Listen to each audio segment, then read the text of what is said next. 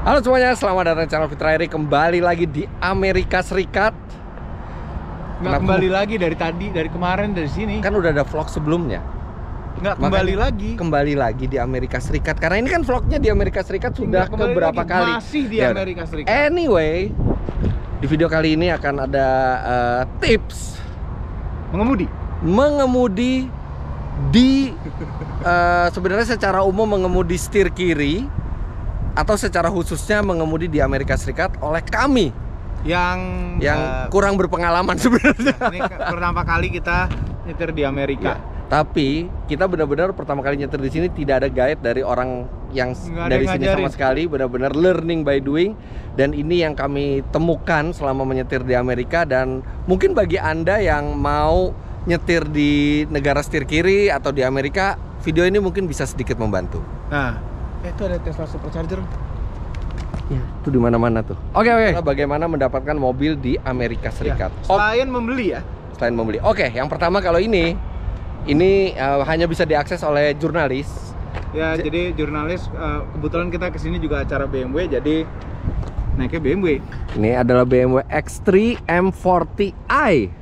Ya, berarti BMW yang paling kencang sebelum X3M. 3000 cc turbo 6 silinder. Nah, ini mesin yang dipakai Supra. Iya, mesin 3000 cc 6 silinder turbonya BMW. Adalah mesinnya Supra yang baru. 382 HP. Yang ini 382. Torsinya 495 Nm. Ya kencang, all wheel drive ini X-Drive ya. 0 sampai 100 itu 5,0 detik. Oh ya? Kencang. Nah, oke, balik lagi. Bagaimana cara mendapatkan mobil di Amerika Serikat? Pertama, kalau misalnya Anda jurnalis, mungkin Anda bisa punya akses. Tapi kalau misalnya bukan jurnalis, apalagi bukan jurnalis otomotif gitu ya, kita pengen sewa mobil, itu gampang di Amerika. Ya, seperti kami kemarin datang unofficial, ya artinya tidak melalui acara BMW. Iya, jadi anyway sebenarnya ini kami diundang BMW. Sebenarnya saya diundang BMW. Om Mobi nggak mau ketinggalan, dia pakai biaya sendiri, pakai usaha sendiri ke Amerika. Kayaknya harusnya yang diundang ke sini tuh kami. Iya, saya mestinya ke Jerman, cuman ke Jerman saya nggak bisa, digantiin Om Mobi kan. Iya, terus jadi tukeran. Iya, tukeran. Sedangkan dia pengen ke Amerika. Udah. Jadi intinya kami datang sendiri atas biaya sendiri. Oke. Dan nyewa mobil sendiri. Itu pesannya dari Indonesia apa enggak? Kita bisa pesan langsung dari Indonesia. Kita booking dulu dari Indonesia, dan biasanya kalau booking itu lebih murah sedikit dibanding dengan walk-in langsung. Websitenya macam-macam bisa. Kalau kami milih di sini pakai googlingnya apa deh kalau gitu?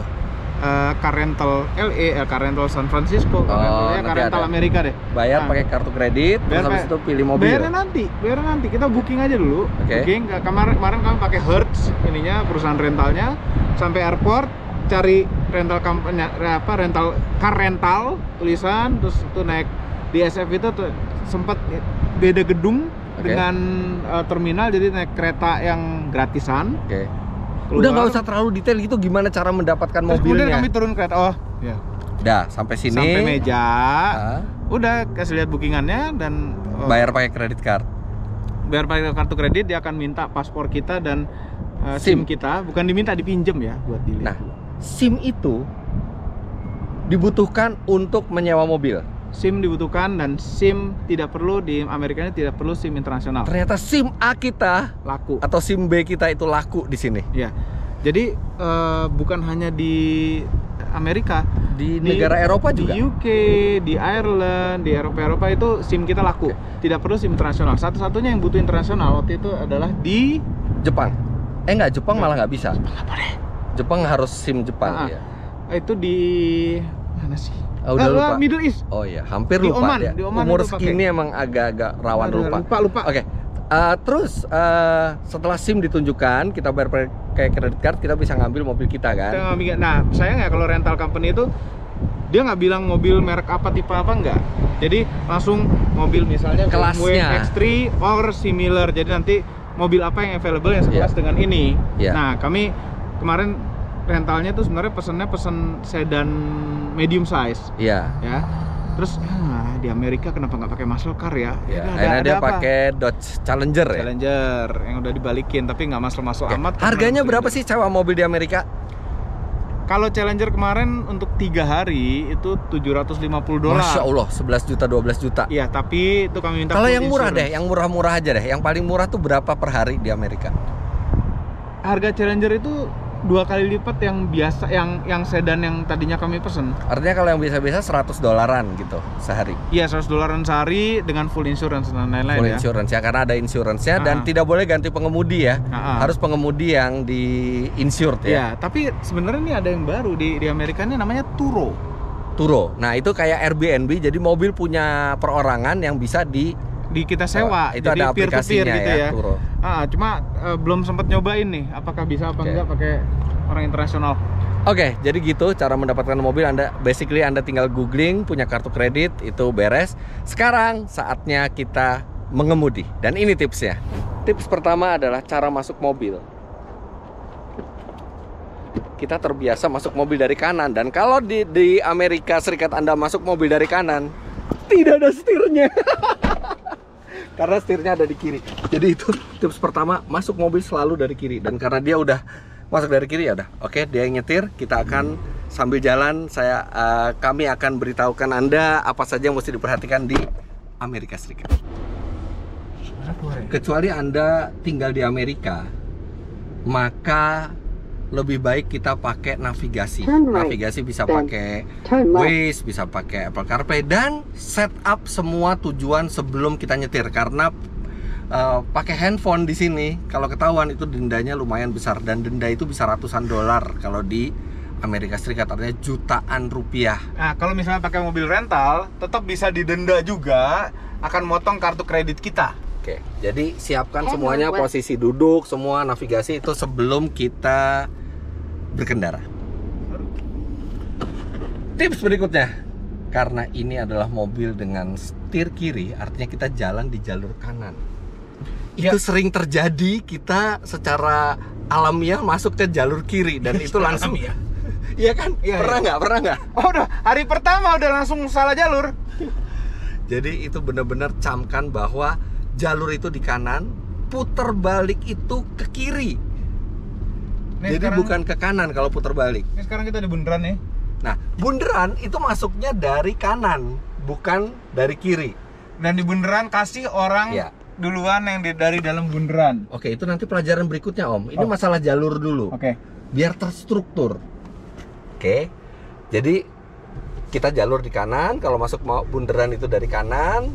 Terus habis itu kalau muter balik kita tuh di kiri. Terus kalau exit tol itu di kanan. Exit tol di kanan, nggak ada yang di kiri. Terus stop gitu ya, kalau mau berhenti semua di sebelah kanan, bukan di sebelah kiri.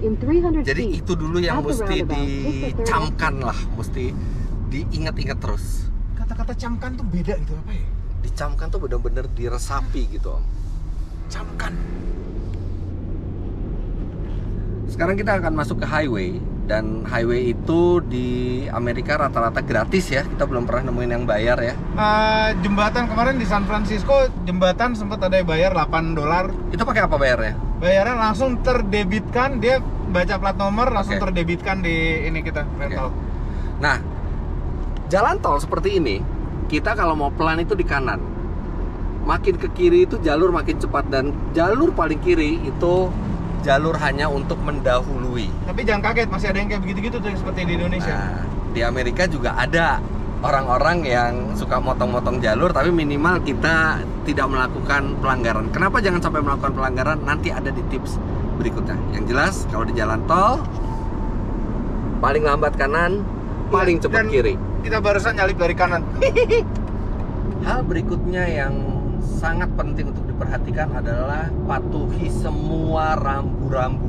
Semua patuh, karena rambu-rambu semua di Amerika Serikat itu ada maksudnya, dan hampir kita nggak pernah menemukan rambu yang salah pasang gitu ya, atau yang nggak berguna gitu atau layu atau belok gitu kena habis ketabrak sesuatu.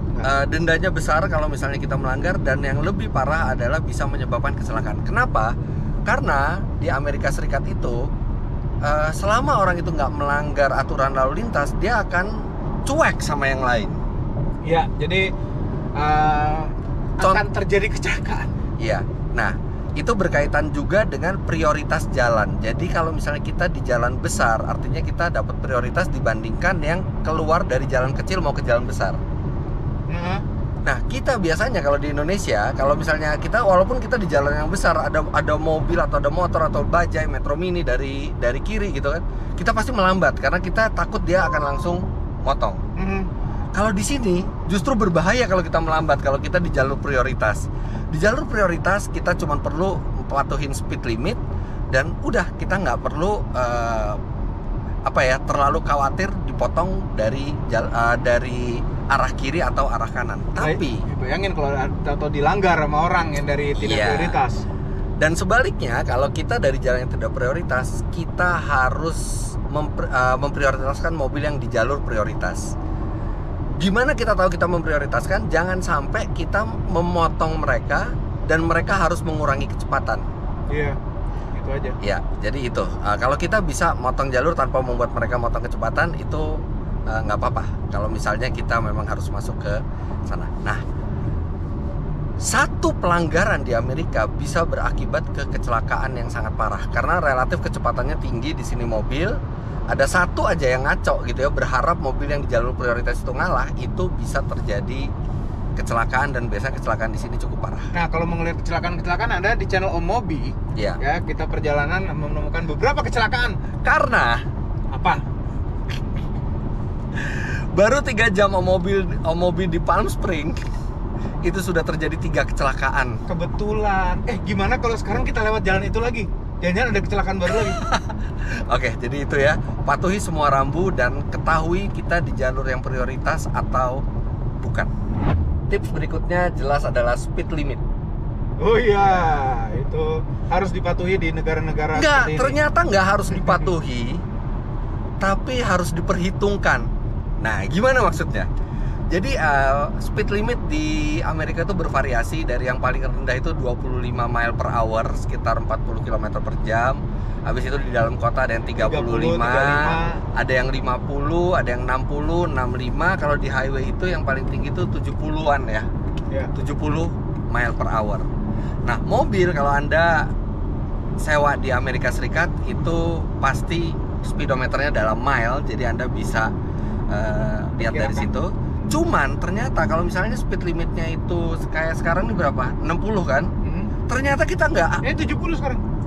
Sekarang ini speed limit 70 ya. Kita ternyata nggak harus 70. Kita masih boleh lebih. Iya. Ada toleransinya. Kecuali kalau Anda naik truk ya, karena nyetir truk karena.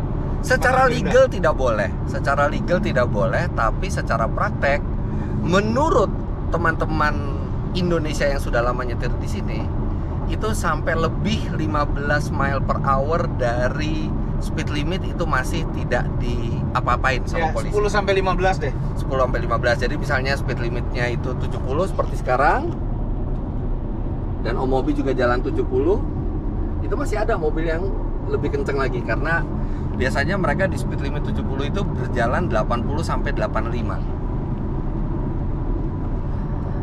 Atau paling gampangnya kalau kita bingung nih speed limitnya berapa gitu, satu ada rambunya, atau udah ikutin kecepatan kendaraan lain ya Om ya. Nih kita ambil kiri, kita ikutin kecepatan kendaraan depan. Chevrolet Silverado. Karena apalagi di kota besar gitu ya, orang-orang itu cenderung untuk langsung pentokin speed limit. Iya, bahkan lebih dikit. Jadi udah ikutin orang sekitar, mestinya Anda aman. Nih speedometer asli. Nah ini kita lihat 82 mile per hour, ini cuma 70 mile per hour, tapi ya kita sama kecepatannya dengan mobil depan.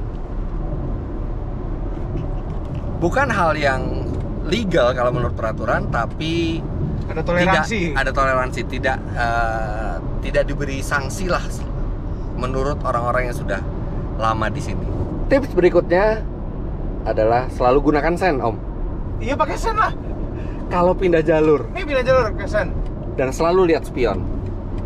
Ya, ingat spion kiri kita lebih dekat ya. Sebelah kanan kita lebih jauh, jadi suka kaget kalau begitu pindah dari setir kanan ke setir kiri. Orang Amerika tuh cukup pemberi kok ya. Kita kasih sen itu biasa dikasih. Dikasih. Tapi kalau kita motong jalan kita nggak pakai sen, bisa diklaksonin atau bahkan bisa ditabrak. Masa ditabrak sih? Karena mereka kan tidak aware kita mau pindah jalur. Oh iya, mereka ya. Iya, karena orang sini tidak terbiasa untuk menghadapi mobil yang belok tanpa sen.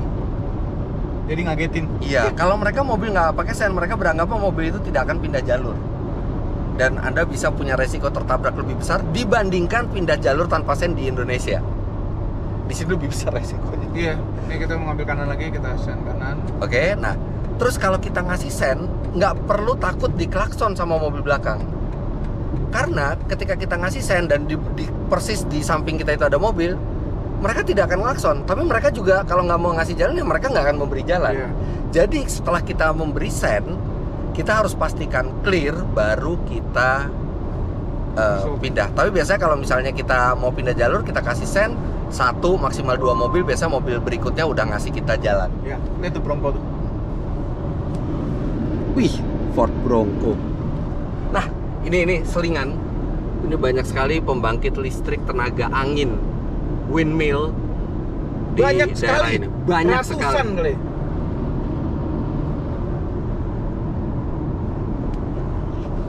Oke, jadi jangan balik lagi, buang pikiran bahwa kalau kita pakai sen, itu orang malah nggak mau ngasih gitu. Iya, jadi kita nggak Kalau di ngasih Indonesia sen. kadang-kadang kita terbiasa takut kalau kita ngasih sen malah nggak ada yang mau ngasih, jadi kita colongan gitu ya. Kalau di sini nggak, kasih sen dulu pasti ada yang ngasih. Ini mungkin terdengar klise ya, tips berikutnya ini. Apaan tuh? Nah, karena saya nggak ngasih tahu kalau mobil tipsnya apa. Iya, makanya surprise Tapi surprisingly sangat berguna di Amerika, yaitu menjaga jarak aman. Iya, karena gini, di sini trafficnya itu sebenarnya padat dan rame, ya. Apalagi seperti di tol gini, padat. Dan Tolnya. semuanya kencang. Semuanya kencang, kan di atas speed limit semua rata-rata malah. Iya. Nah, begitu ada yang ngerem dikit di depan, ada kejadian di depan, itu akan begitu mobil yang paling depan ngerem dikit, ke belakang makin ngerem, bisa terjadi seperti di Indonesia pada umumnya di tol dalam kota Jakarta, itu namanya phantom traffic. Jadi semakin ke belakang, ngeremnya tuh semakin dalam, sehingga sampai belakang itu sampai berhenti. Iya. Itu makanya kita sering ketemu di tol dalam kota itu, ini macet tapi nggak ada apa-apaan sih. Ya itu phantom traffic. Nah, jadi kemarin berapa kali mengalami kejadian kita lagi jalan 70 mile per hour, sekitar 110 km per jam, tiba-tiba di depan tuh berhenti, bener-bener berhenti gitu. Dan kita karena jalanannya itu lebar, kadang-kadang tuh kita suka lengah. Kita suka persepsi kita ke mobil depan tuh, ke jarak mobil depan tuh jadi melemah gitu ya, karena jalanannya tuh lebar dan larinya tuh cenderung konstan gitu ya. Kalau di Jakarta kan tidak konsisten laju mobil kan, jadi kita selalu bersiap kalau ada perubahan kecepatan. Kalau di sini kita bayangin, kita jalan sejam gitu ya, 70 mile per hour terus pakai cruise control, tiba-tiba di depan itu bisa berhenti. Nah, makanya penting jarak aman, satu supaya kita nggak nabrak mobil depan, dan kedua supaya kita juga tidak ditabrak oleh mobil belakang. Karena sekali tabrakan beruntun di Amerika itu biasanya parah sekali. Nah, ini kalau mobil ini sih aman lah, dia ada fitur tolak balanya. Iya. Nah, jadi kalau misalnya kayak BMW ini dia ada fitur radarnya, itu bagusan diaktifin karena itu bisa berguna. Sempet kaget loh Om, saya sih sering beberapa kali loh tiba-tiba berhenti di jalan tol. Iya. Dari 110 km per jam tiba-tiba di depan tuh berhenti.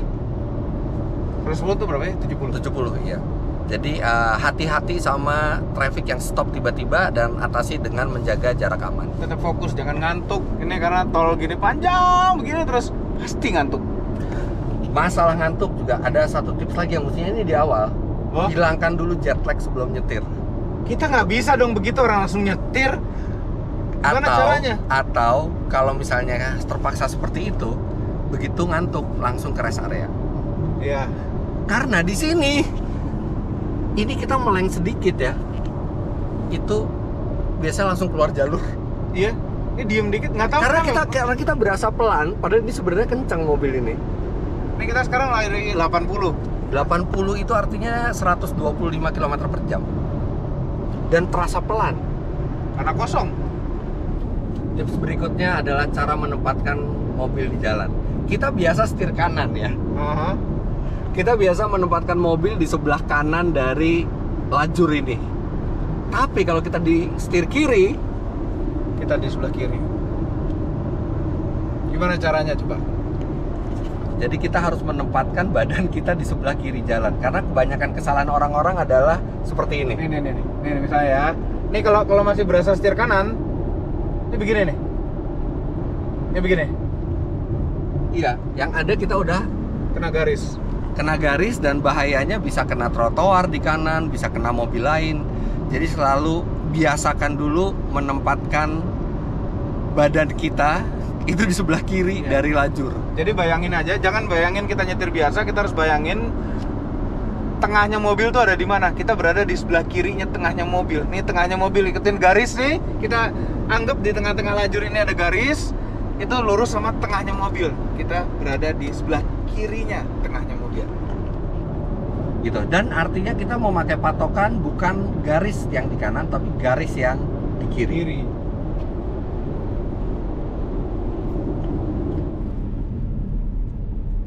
Tips berikutnya adalah penempatan mobil di lajur. Karena setiap lajur itu ada arahnya kita kemana. Nah ini lajur tengah yang paling aman. Tapi tidak semua persimpangan seperti itu. Gimana kalau kita buka dikit biar terang? Ada persimpangan yang benar-benar untuk ke kiri hanya satu lajur, untuk ke kanan hanya satu lajur, dan kita harus sudah berpindah jalur dari jauh-jauh hari. Jauh-jauh meter lah.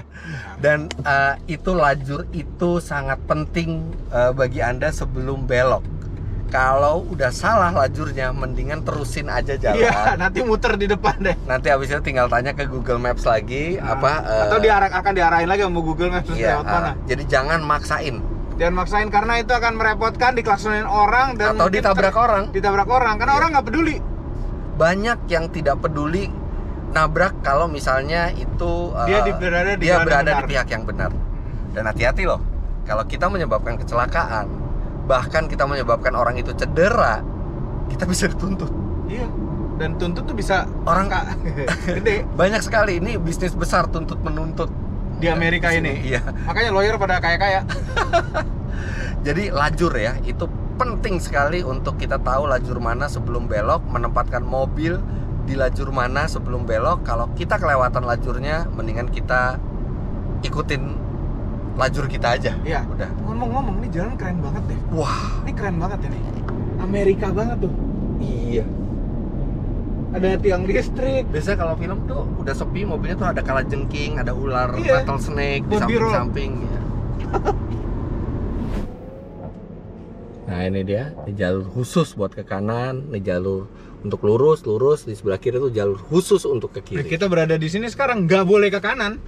Nggak boleh, kita nggak boleh ke kanan secara hukum kalau kita di jalur ini.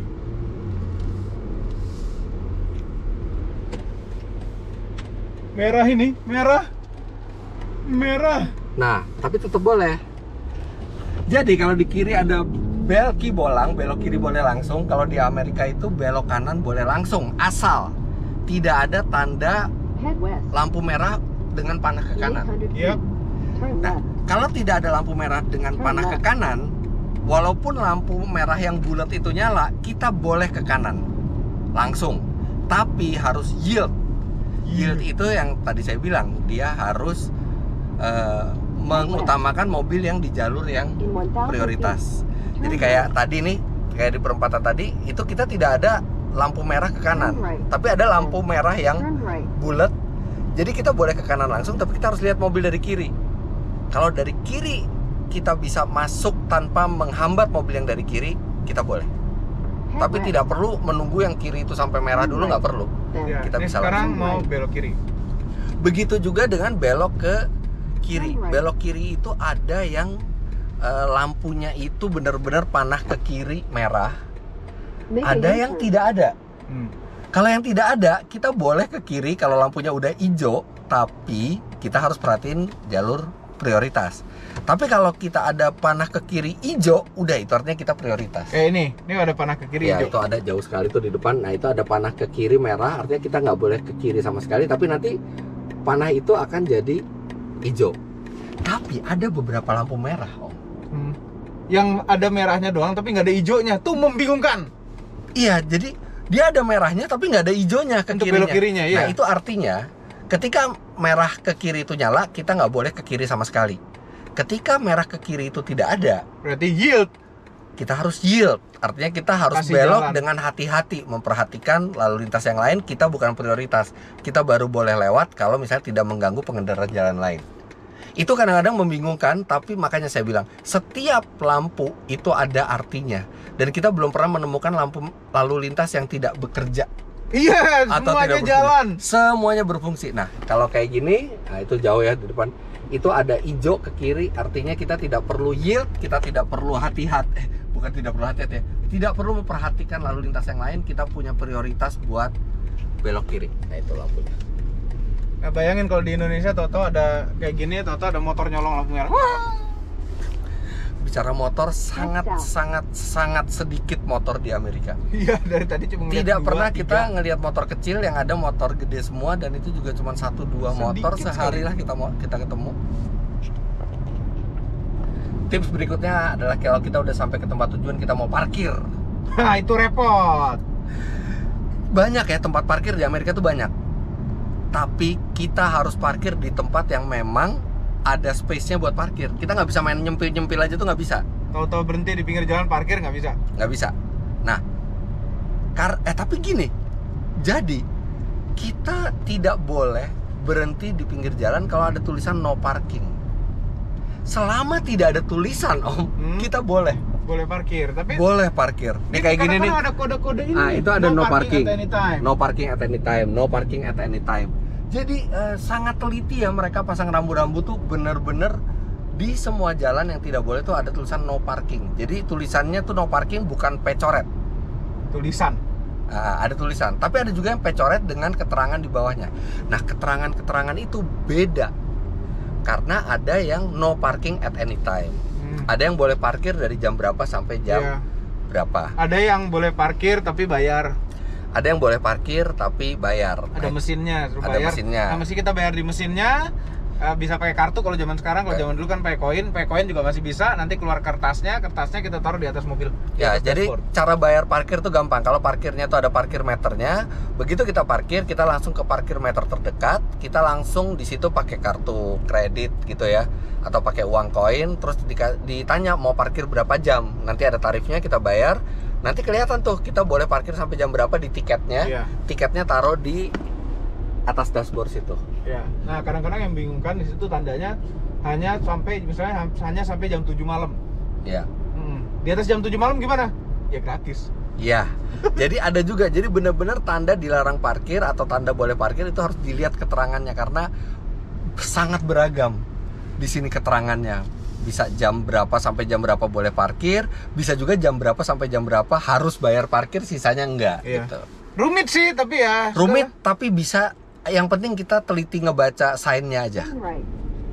Nah, ini tips yang penting, tanda stop.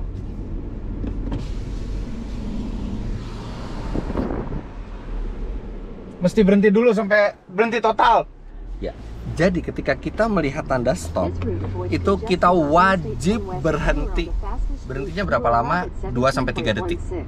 Pokoknya tek sampai berhenti. Iya, sampai berhenti. Kenapa? Karena rambu-rambu stop di sini itu dirancang untuk persimpangan supaya mereka tidak perlu memberi lampu lalu lintas. Ini jalan buntu kayak di GTA. Oh iya, keren banget. Beneran gini. Ih, keren banget nih rumah-rumah orang kaya nih. Iya. Wow. Safe house nih, bukan? Safe house. Kita dari kemarin juga nggak ketemu sama Trevor ya. Trevor sama Franklin kita nggak ketemu. Lagi sibuk mission kali. Lagi sibuk mission mungkin. Oke, balik lagi ke stop sign. Nah, ini di depan seperti kita lihat ya.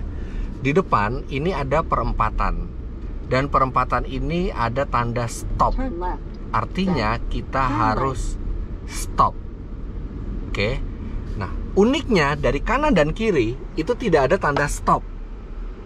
Tapi hanya dari depan dan hanya dari arah kita. Itu artinya ini adalah jalan yang prioritas, tapi mereka tidak perlu menempatkan lampu lalu lintas dan menempatkan tanda stop.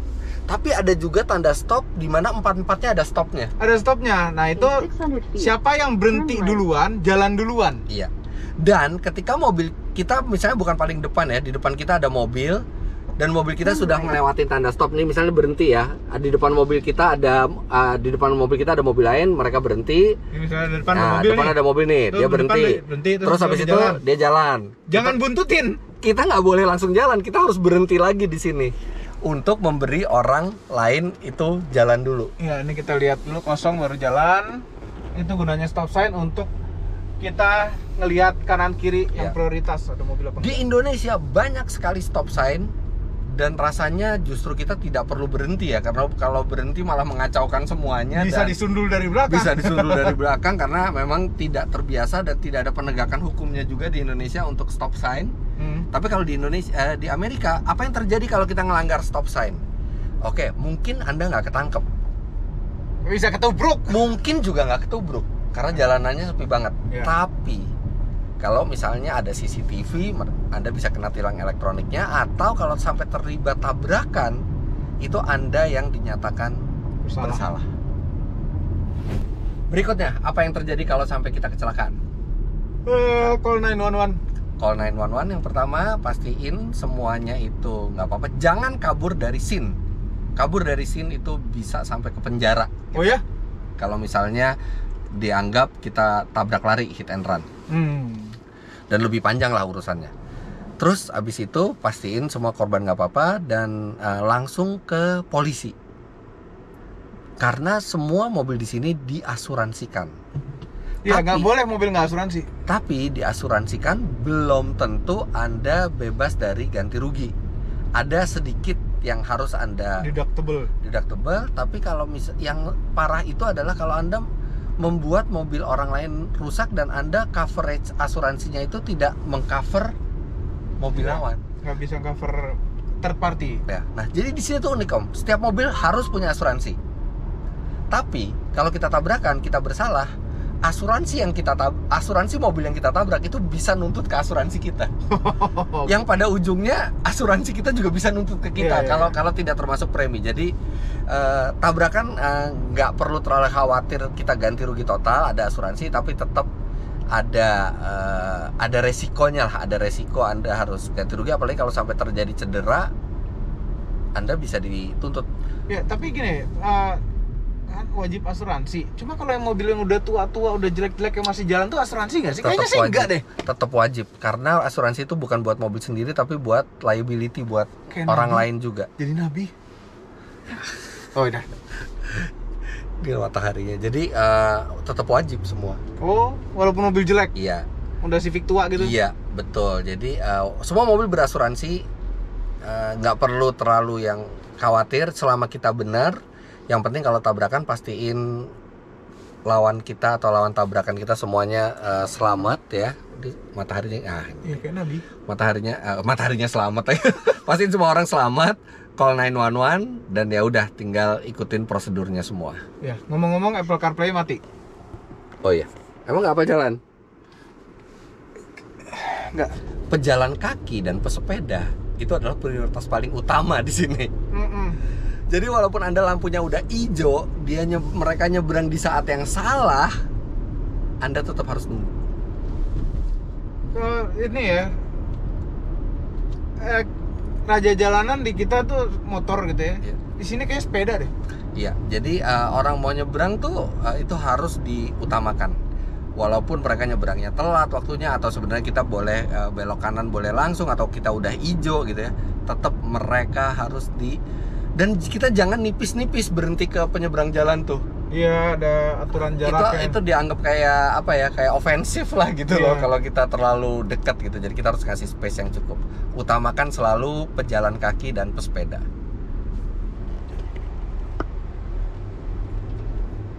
Tapi kalau hijau gitu gue takut. Kenapa? Takut tuh ada mobil atau motor bablas gitu kan. Nah, itu nggak perlu takut. Nah, oh ya, satu lagi. Last but not least. Apa?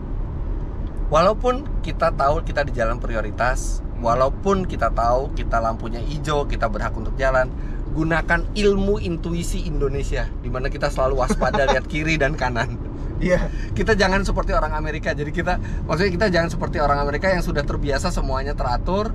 Kadang-kadang suka tidak antisipasi kalau misalnya ada yang tidak terduga. Kita tetap ikuti semua peraturan dan memasukkan budaya lokal, yaitu selalu berpikir terburuk ke orang yang lain gitu ya. Dia bisa motong, dia bisa ini.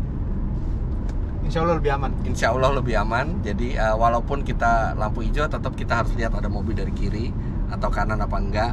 Karena ya gimana pun kita nggak mau ini ya, nggak mau terlibat masalah lah di negara orang. Dan quarter mile nih, 402 meter. Dan mobil, kalau Anda bukan mobil listrik, itu butuh bensin. Ya. Bensin di sini self service. Yang penting Anda bawa credit card, tinggal pakai credit card, isi sendiri. Ada satu case kemarin bayar pakai kartu kredit di mesin di dispensernya nggak mau. Oke. Harus ke dalam kantornya. Ya, bisa ke dalam kantor. Karena kartu kredit internasional. Gampang lah, pokoknya tinggal ke. Yang agak tricky itu kalau ngecharge mobil listrik, karena harus pakai aplikasi. Oh gitu? Iya. Dan itu Gimana harus dipastiin dulu ke rentalnya bagaimana cara ngecharge mobilnya. Kalau Tesla lebih gampang mestinya. Tesla asal ada supercharger aman. Iya. Ya udah, jadi itu lebih gampang isi bensin daripada ngecharge kalau buat kita orang Indonesia. Iya, dan ini di Amerika tuh semuanya bisa diakses pakai mobil ya, semua ya. Jadi karena satu pulau besar. Iya. Ya, nggak seperti Indonesia. Jadi bensin itu kayaknya lebih dibutuhkan dibanding mobil listrik kalau buat antar kota. Iya, iya. Oke, jadi begitu saja tips dari kami yang tidak terlalu berpengalaman, tapi learning by doing. Dan kalau ada teman-teman yang pernah tinggal di Amerika atau sering nyetir di Amerika mau ngasih tips tambahan, silahkan sampaikan di bawah komentar supaya kita semua bisa tahu, atau minimal kalau ada dari kita mau ke Amerika atau ke Eropa, kita bisa lebih prepare lah untuk nyetirnya. Dan kami ada video ngebahas mobil-mobil yang ada di Amerika ini, ada di channel Omobi juga. Silakan tonton di channel Omobi. Ya thumbnailnya mungkin kecelakaan buat clickbait. Oke, terima kasih banyak Anda sudah menyaksikan. Sampai jumpa di video selanjutnya. Bye bye. Terima kasih telah menonton. Sorry, ada satu lagi yang ketinggalan dan ini paling banyak ditanyain. Kalau mobil setir kiri, pedal gasnya di kiri apa di kanan? Sering nggak ada yang nanyain gitu? Iya ada, sering ada beberapa nanya gitu. Kami pernah bikin reels itu. Udah, sekarang kita jawab aja. Pedalnya sama, setir kiri maupun setir kanan. Jadi tetap tahu pedal gas di kanan. Ya. Coba dilihatin buat bukti. Buat bukti. Nggak berpindah ini tempat gitu pedal ya. Pedal gas, ini pedal rem. Iya. Oke, puas ya. Sudah terjawab. Jadi kalau mobil setir kiri, gasnya di kanan. Iya.